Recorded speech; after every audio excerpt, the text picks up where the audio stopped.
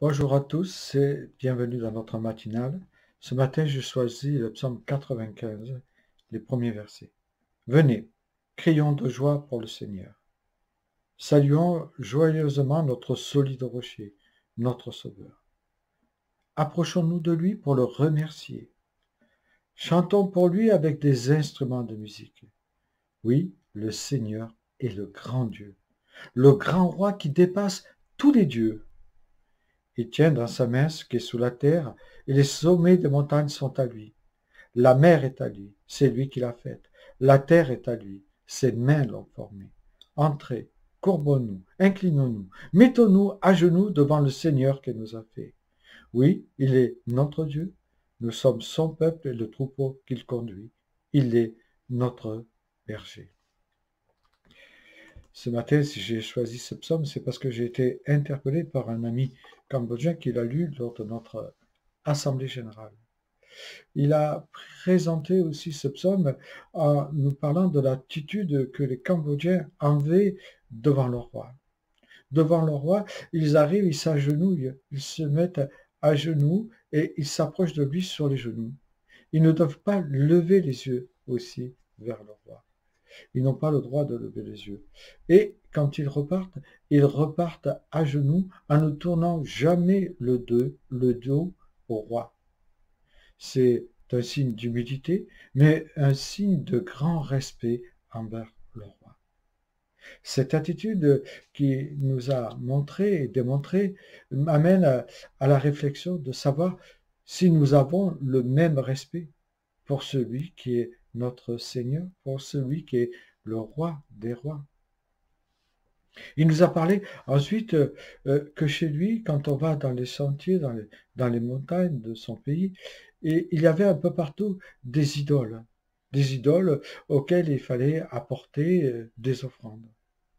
Mais il nous a dit, ces idoles ont des oreilles, mais elles n'entendent pas. Elles ont une bouche, mais elles ne peuvent pas parler, ni manger, ni répondre aux cris du malheureux. Elles ont des yeux, ces idoles, mais elles ne voient pas, elles sont aveugles. Elles ont des bras, mais elles ne peuvent pas prendre dans leurs bras ceux qui souffrent.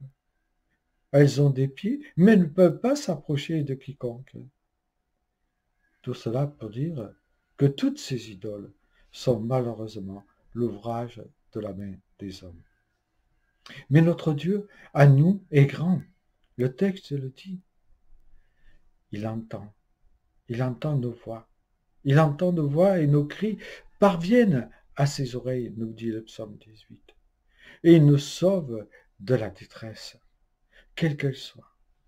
Il entend nos prières et incline son oreille vers toutes nos détresses. Il incline son oreille pour y répondre à nos prières en son temps. Certes, peut-être pas comme nous l'aurions aimé, mais il répond d'une manière ou d'une autre. Notre Dieu est aussi un Dieu qui parle. Il a parlé à Abraham, à Moïse, à Élie. Mais il est aussi celui qui nous parle encore personnellement aujourd'hui. Il nous parle par sa parole, où l'écriture est toute inspirée de Dieu. Il nous parle par la création. Le psaume 19 nous dit, les cieux racontent la gloire de Dieu et l'étendue manifeste l'œuvre de ses mains, ce qui fait de nous des personnes inexcusables, nous dit Paul dans Romains 20. Il nous parle aussi au travers des circonstances, car il fait concourir toutes choses au bien de ceux qui aiment Dieu. Romains 8, 28 nous dit cela.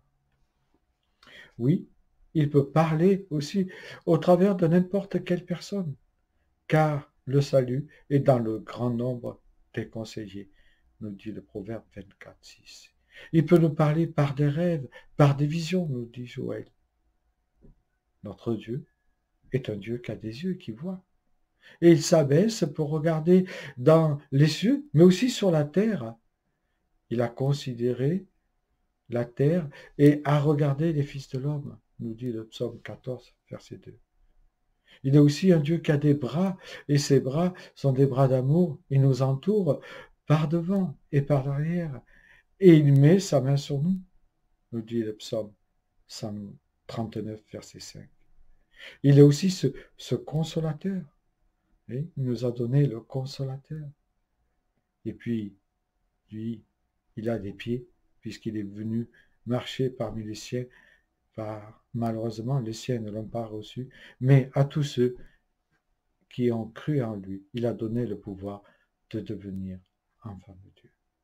Au travers de ces quelques passages, j'aurais pu en citer un nombre incalculable. Nous voyons combien notre Dieu est grand et qu'il mérite vraiment notre adoration.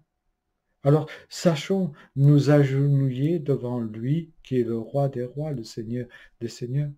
Apprenons à courber la tête devant celui qui est saint et demandons-lui qu'il nous apprenne à ne jamais lui tourner le dos.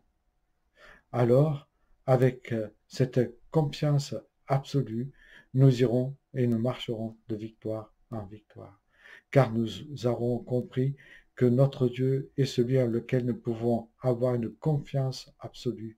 Il est notre refuge où que nous allions, car il ne sommeille ni ne dort celui qui nous garde, nous dit le psaume 124, verset 5.